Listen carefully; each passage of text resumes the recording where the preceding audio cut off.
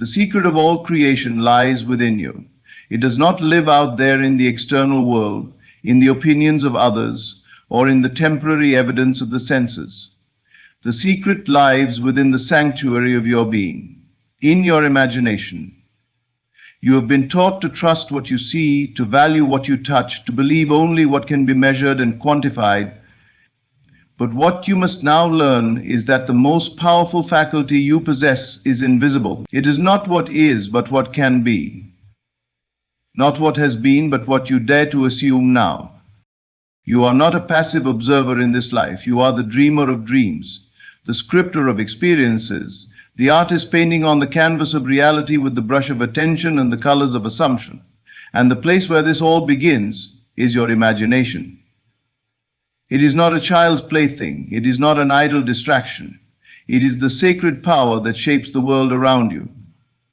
What you imagine and fully accept as real will become your experience. The dream is the same as the truth. You announce the way to set and do not debate. It must. There is no other law.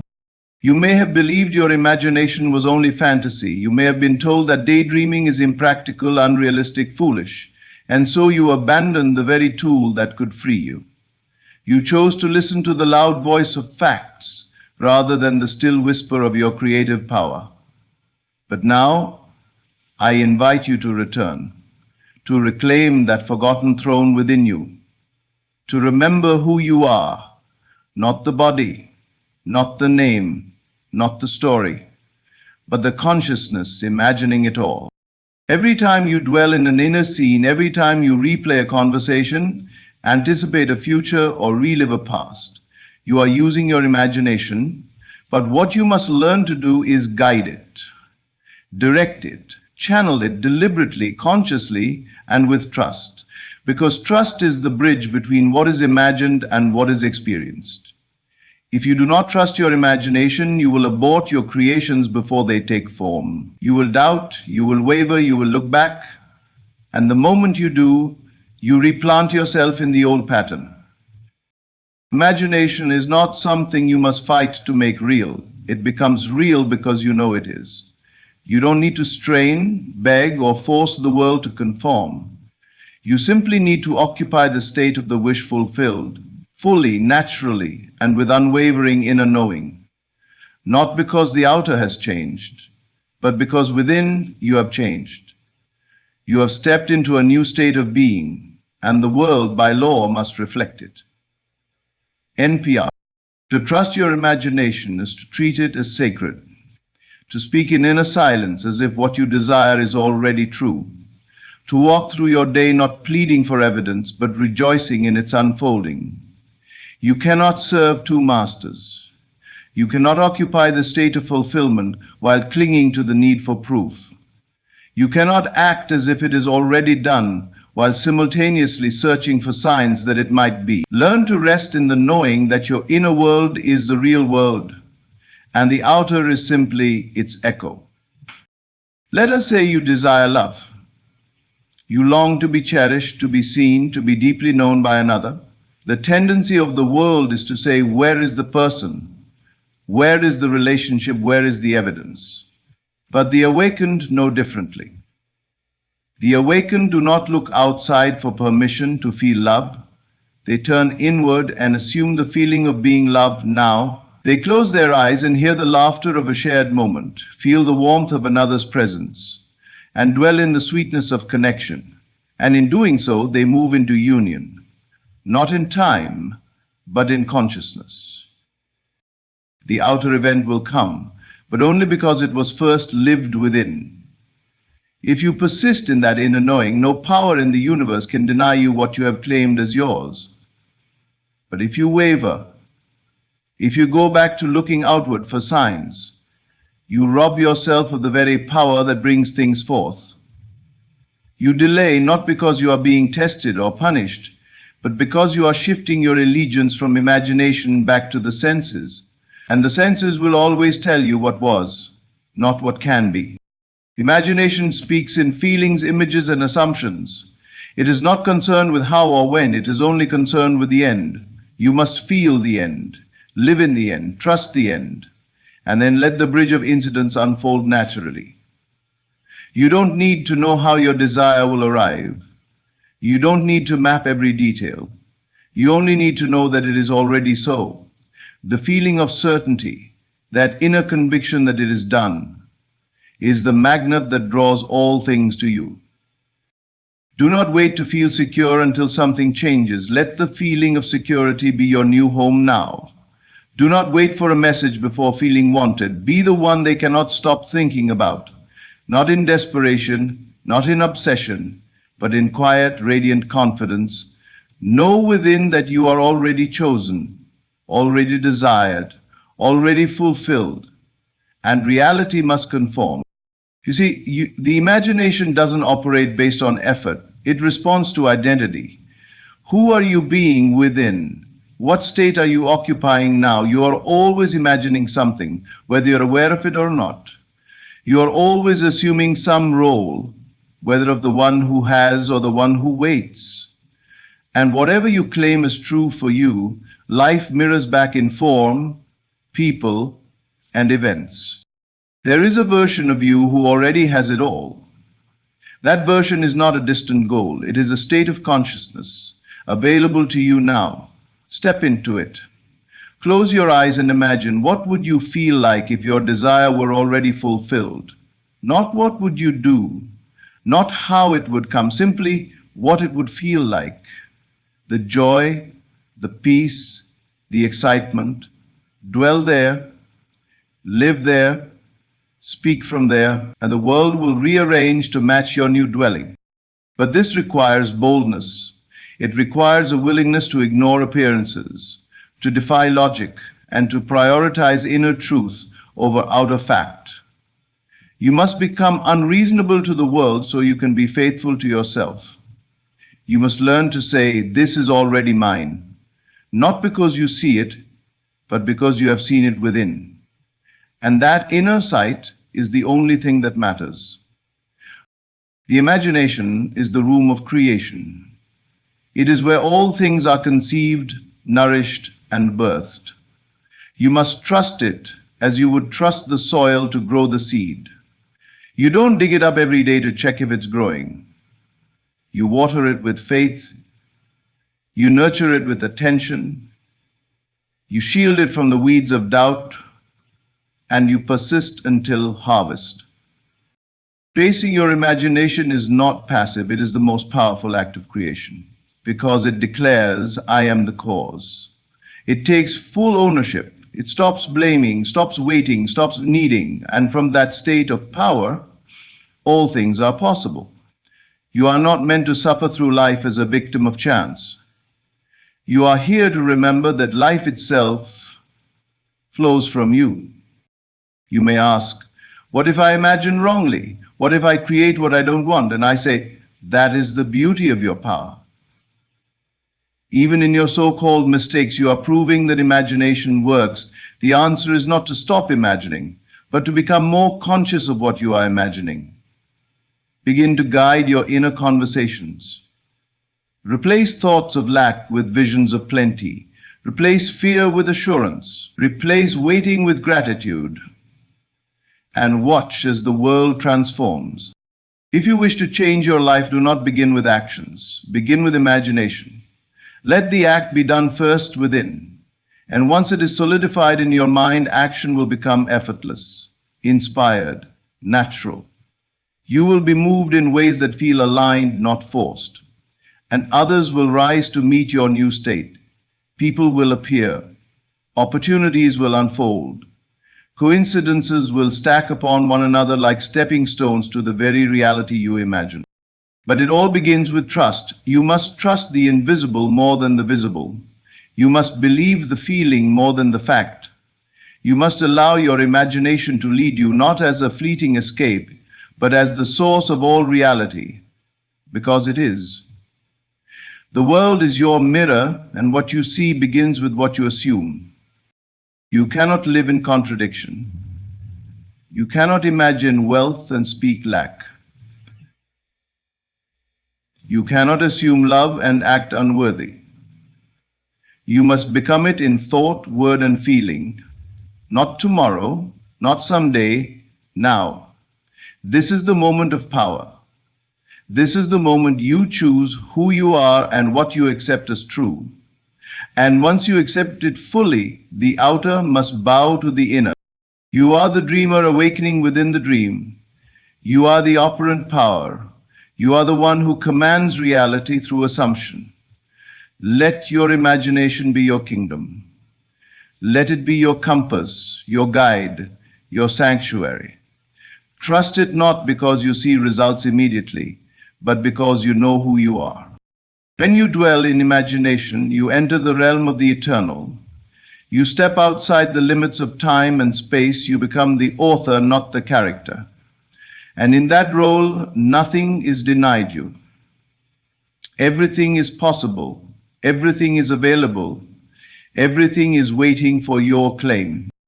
And so you must discipline yourself, not by force or willpower, but by focus.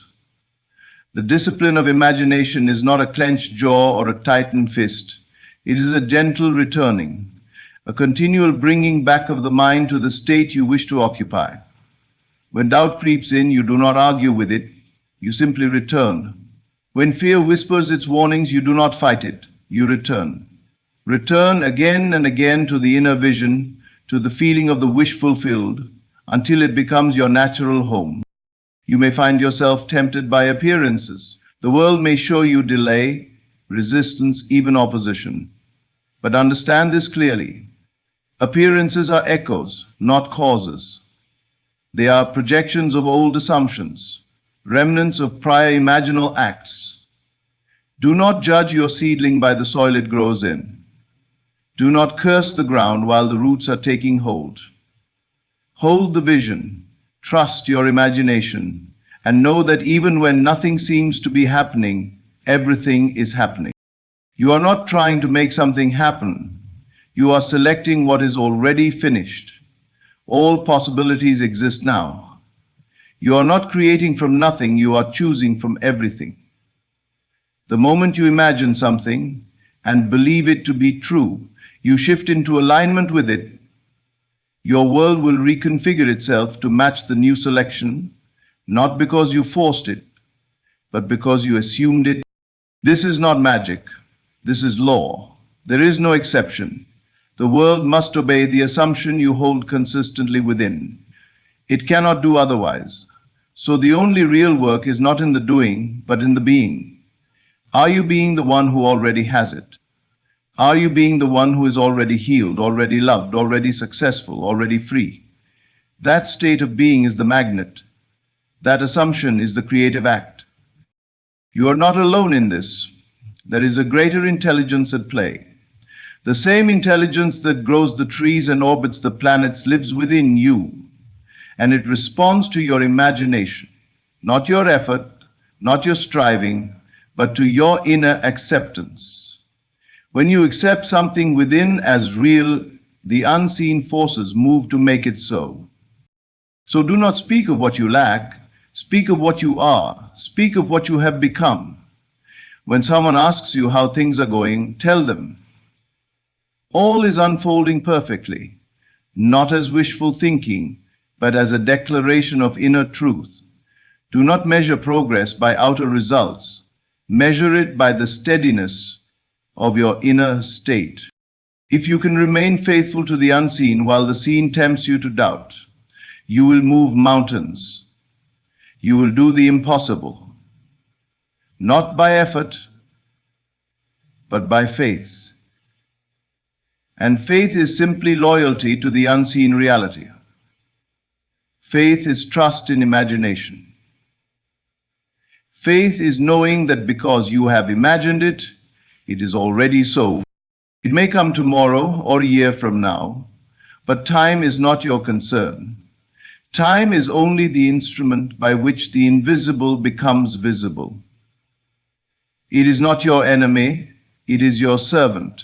You do not wait with frustration, you wait with joy, because you already possess the feeling. The outer event is just the formality. Do not underestimate the power of your inner conversations. What you say to yourself in silence matters. If you would not say it to someone you love, do not say it to yourself. Speak to yourself as the one who already has it. Tell yourself the truth of who you are. I am chosen. I am wealthy. I am radiant. I am known. I am already what I desire to be. This is not delusion. This is creation. You are not ignoring reality. You are redefining it. You are not pretending. It is the world that pretends to be fixed, solid, immovable. But you know better. You know the truth. That the outer world is plastic, flexible, and obedient to the touch of inner feeling. Now let us go deeper still. What does it mean to feel the wish fulfilled? It means to no longer yearn, to no longer crave or long or hope. It means to rest in the knowing that it is already yours. You no longer chase, it is chasing you. You no longer ask, is it working? Because the answer is already known. Yes, it is done. You may notice synchronicities begin to happen. People saying things you once imagined. Events unfolding in uncanny ways. These are the footprints of your assumptions solidifying. But do not chase the signs. Let them come and go. The true sign is the change within. The peace, the calm certainty, the detachment from needing anything to be different. This is how the universe works. It matches your frequency. And your frequency is set by your dominant assumptions, not fleeting thoughts, not surface affirmations, but what you accept as true beneath the noise. That is what imagination imprints into form.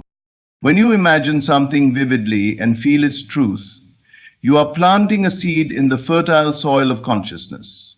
That seed must grow. It has no choice.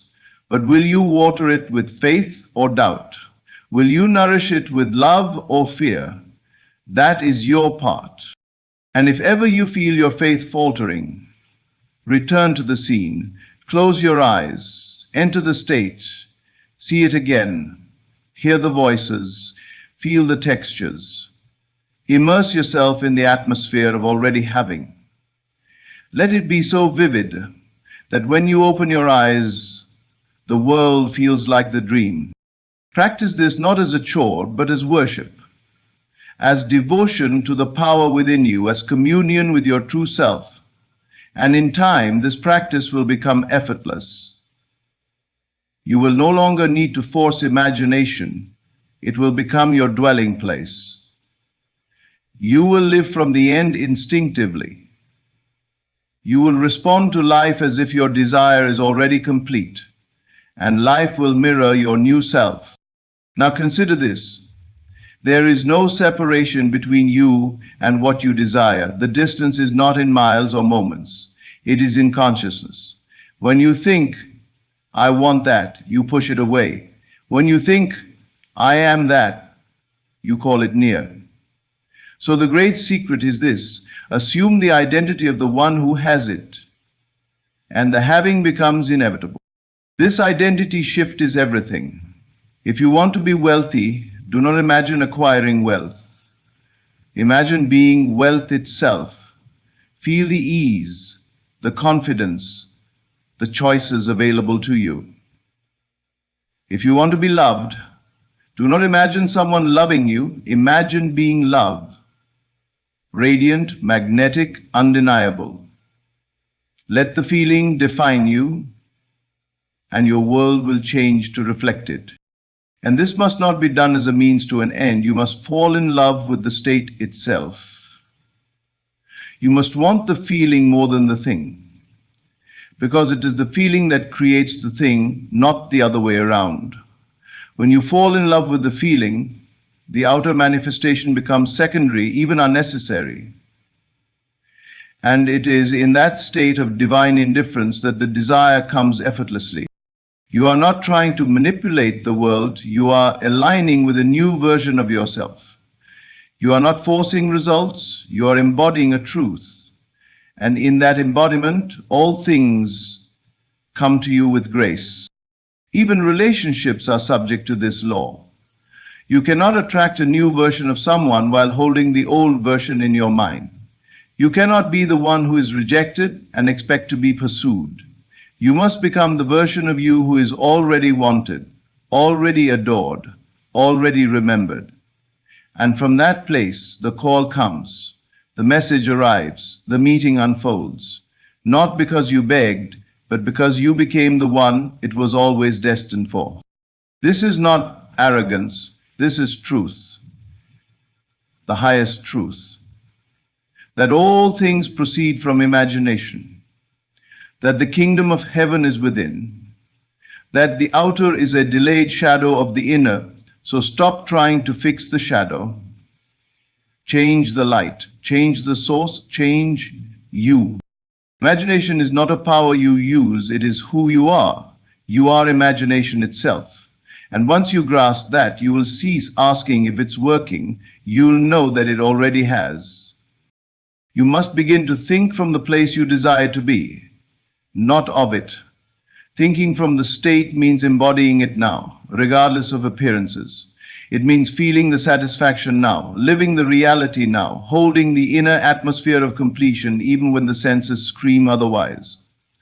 To do this, you must cultivate a deep inner stillness, a sanctuary untouched by the noise of the world. This is your secret place, your sacred space, where all creation begins. In this inner sanctuary, you do not plead, you do not wish, you declare. You affirm, you know. The language of imagination is not desperate or doubtful, it is calm, assertive, loving, creative. It says, I am, not I hope to be. It says it is done, not one day it might be. And every time you return to this sanctuary, you reinforce the new identity. You dwell in the end. You claim your inheritance as a creator. And what a beautiful inheritance it is. You are never meant to live as a beggar in your own kingdom. You are never meant to wait at the gate of life hoping to be chosen. You are the chooser. You are the selector of realities. You hold the key, and the door opens inward. When you trust your imagination, you stop knocking. You step inside. The world outside may laugh at this. It may call it delusion, fantasy, escapism, but that is only because the world worships the seen. It has forgotten the source, but you have not. You know that every empire began as an idea, every love story as a longing, every invention as a vision. Imagination is not an escape. It is the blueprint of all form. So when you sit quietly and feel your wish fulfilled, you are doing the greatest work possible. You are moving mountains without lifting a finger. You are aligning with the deepest truth of who you are. And the universe, being ordered and precise, must follow the pattern you set. It is impersonal. It does not reward good or punish bad. It reflects. It echoes. It yields to what you accept as true. This is why you must be careful with your inner speech. Are you rehearsing lack or abundance? Are you repeating rejection or celebration? Your inner world is the rehearsal hall, and life is simply the performance. So rehearse well. Rehearse joyfully. Rehearse as the star of your own show, because that is who you are. Let's talk about persistence. Persistence does not mean force. It means constancy. It means loyalty to your vision even when nothing seems to be happening. It means showing up internally again and again in the state of fulfillment. It means not getting discouraged when things seem slow, not changing the desire because of delay. Delay is never denial. It is simply the time required for the new state to solidify. Think of imagination as spiritual clay. You mold it with your feelings, your visions, your inner dialogue. And just like clay, if you keep reshaping it, it never dries, it never hardens into form. But if you mold it once, clearly and deliberately, and leave it alone in trust, it will take shape. So many sabotage their creations by constantly checking, changing, doubting. Let go, let it be. And that's the irony. The more you trust, the faster it comes. The more detached you are from needing it, the more quickly it arrives. Because the need says it's not here yet, and the feeling of not here yet keeps it away. But the relaxed, playful knowing of it's done creates the magnetic pull that draws it in. A is powerful. Do not approach imagination with tight fists.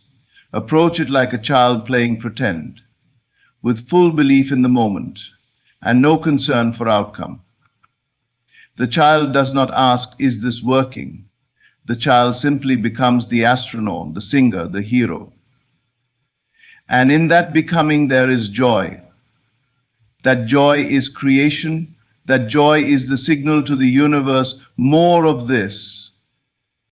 This is how you begin to live deliberately. Not by controlling circumstances, but by controlling assumptions. By deciding who you are before the world tells you. By anchoring your identity in what you imagine to be true and refusing to move from it. Not because you're stubborn, but because you know the law. The outer world bends to the inner, not the other way around. This is the great reversal of understanding. That cause is internal. That your consciousness is God and what it believes it experiences, and to believe is not to struggle, it is to feel natural. What you feel natural about, you believe, and what you believe, you receive. So the true work is making the desired state natural.